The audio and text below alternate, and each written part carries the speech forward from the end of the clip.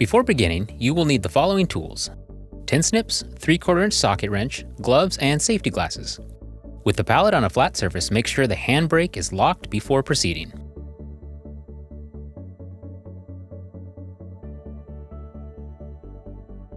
Using tin snips, cut and remove the metal straps that are securing the SatRunner to the pallet. Release the steering handle and lower it to the ground to access the crank handle. Rotate the crank handle clockwise until it rests against the steering handle. Using your 3/4-inch socket wrench, turn the bolt clockwise. Alternatively, if you don't have a 3/4-inch socket wrench, turn the handle clockwise until it stops. Remove pin to freely turn the handle back to the starting point. Insert pin and turn again clockwise.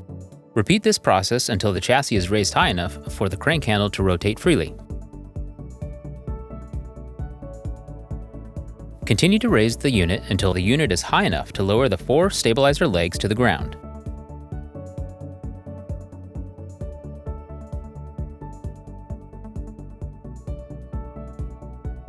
Remove red and black stabilizing cables located in the storage drawer. Starting with the red cables, insert one end into the cable slot located on the chassis. The other end is inserted in the corresponding stabilizer leg. Repeat this process with the 3 remaining cables around the unit. While securing the red cables, secure the black cables between the stabilizer legs at both ends of the unit. If your SatRunner has a mast, it will need to be removed before securing the red cables on the backside. Simply loosen the clamps until you can freely remove the mast.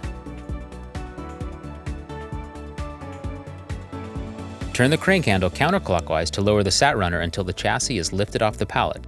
In doing so, all 6 cables should be tight. Once the chassis is clear of the pallet, slide the pallet completely out and away from the unit.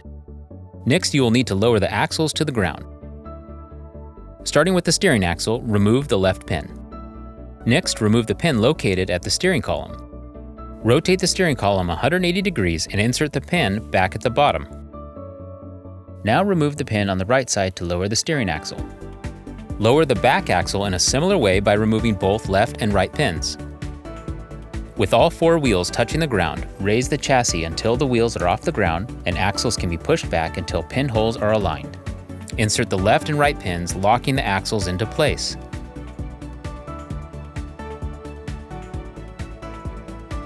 Once front and back axles are locked, check to make sure the handbrake is still locked and lower the chassis down. As you lower the wheels to the ground, the SatRunner will lift up.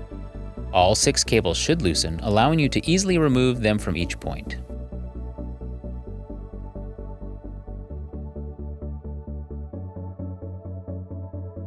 After the cables are removed, lift stabilizer legs and secure them up into position. Always lower your SatRunner until the chassis is fully collapsed before transporting. Unlock the handbrake and your unit is ready to roll.